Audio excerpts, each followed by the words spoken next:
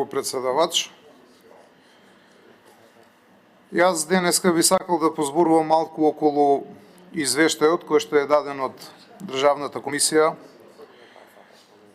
И мојот говор би го поделил на два дела. Во првиот дел малку да се пофалиме и да кажеме дека за разлика од претходните извештаи, јас го делам мислењето дека се работи за еден посеопфатен извештај и навистина се работи за еден по мене прегледен извештај кој што содржи доволно податоци по кои што би можеле да оцениме реалната состојба преку вашата комисија и до воопшто реалната состојба во државата, бидејќи вие постапувате како второстепен орган и оттаму можеме да видиме и првостепените органи како функционираат и како работат.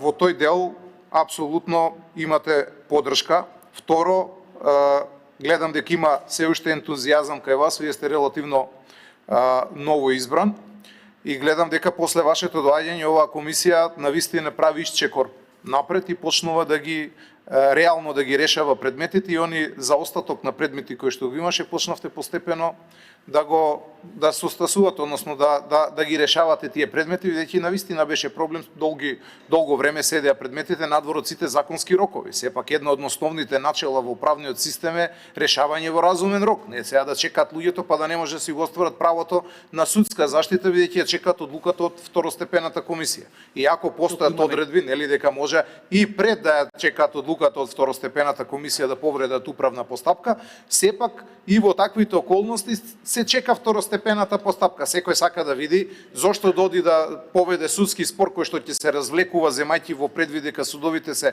крајно неажурни, кога може истиот проблем да му биде решен уште кај вас во второстепената комисија. Тоа е и поентата на постоење на второстепена комисија. Сега околу некои работи кои што се вака како укажување до вас за кои што би требало во иднина да повнимаваме. И мое размислување. Прво, јас бев член на второстепена комисија за решавање на прашања од областа на работните спорови од 2006 година до 2011 година, значи онаму кога второстепените комисии беа во делот на владата. Морам да ви кажам дека тогашните комисии, бидејќи беа повеќе комисии, работни спорови, пензиско-инвалидско осигурување, посебна комисија, понатаму комисија за решавање на прашања од областа на управните спорови и така натаму, сите тие комисии вкупно за една година троши околу 20.000 евра. Сега само вашата комисија има буџет од 1 милион евра и над 1 милион евра, во евра зборувам, над 1 милион евра. Тогаш немаше зостаток на предмети, помалку предмети паѓаја на суд, сега има зостаток на предмети, повеќе предмети паѓаат на суд. Во која насока се движиме, мораме да размислиме.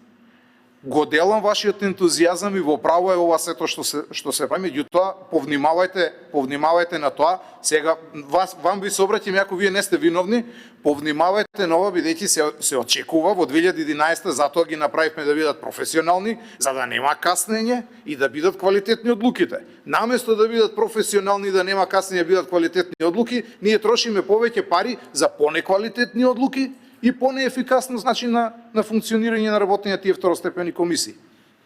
Сметам дека тоа не е во ред и мораме да повнимаваме во иднина во која насока се движиме како држава во однос на ова прашање. Првата работа е таа. Втората работа околу правните спорови. Особено во оној делот за градежништво. Ви убаво сте навели дека најчесто ги прифаќате оние кај градежен инспектор. Не знам дали сте ги видели од претходните години како одговараше второстепената комисија кога нема градежен инспектор во општината. Што со тие? Тогаш дававте едно проформа, не вие, повторно ќе кажам, мислам, малце ми е непријатно, вие навистина се трудите, ама сега вие сте тука репрезент на тој орган, ќе дадеше второстепената комисија, дека, видите, вака ќе се донесе одлука кога ќе се создадат услови. Со таа формулација одеа. Па ние се жалиме, странките се жалат, јас или кој било друг граѓанин, заради тоа што не постапуваат институциите. Се жалите кај градежен инспектор, општината ви вика, видите, ние немаме градежен инспектор. Се жалите кај второстепена, пошто тоа на писмено не ви го даваат. Се жалите кај второстепена комисија, второстепената комисија, ако се смилува да излезе, ќе ви каже, видите, ние кај градеж, кога ќе се создадат услови, ќе постапи општината. Значи никогаш. И луѓето остануваат без никаква правна заштита. И тоа е проблем. Не се криви граѓаните што некој нема градежен инспектор примено или не склучил договор со градежен инспектор на друга општина. Вие тука мора да постапувате поажурно и да ги казнувате и да ги притегате да решаваат, а не да давате одговор на странките кои ќе се создали услови. Тоа не е никаков одговор, затоа сте вие тука да ги заштитите. Ве молам, ако такви предмети се уште има во овој дел каде што нема градежни инспектори, знам дека веќе нема, бидејќи ја следам функционирањето и работењето, и тука е една пофалба до вас што веќе таков тип на предмети немаме, бидејќи беше срамно.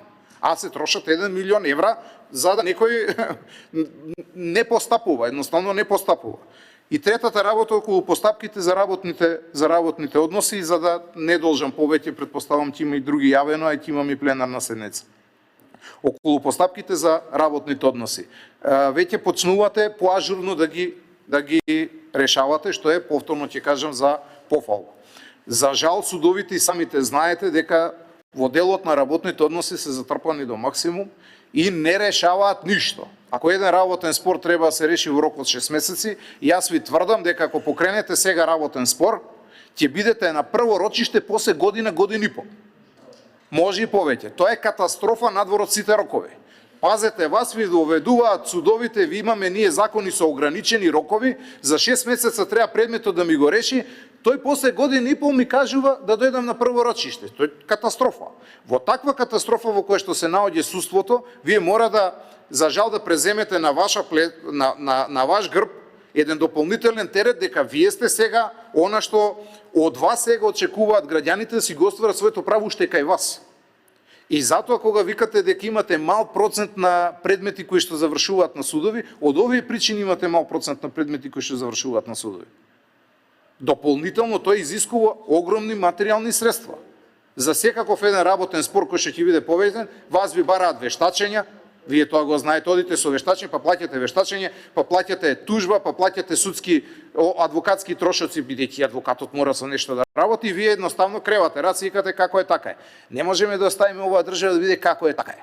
Мора некој да повнимава на граѓаните, особено кога овие работни спорови. И затоа гледам дека одите во добра насока, ве замолувам поажурно да се решаваат овие работни спорови, иако ажурноста е за 2 пати, 3 пати зголемена од она што претходно беше. Пошто кога ќе видам дека предмети се застанати во делот на работни спорови, како да ви кажам, тоа не смее да се дозволи. Бидејќи таму е категорија на луѓе, ова не се бизнисмени, па се имаат адвокати, сите таму се луѓе кои што гледа, како да ви кажам, още не му е дадено работно право. Го отпуштили од работата, таму мора брзо да се решава, не може да се чека.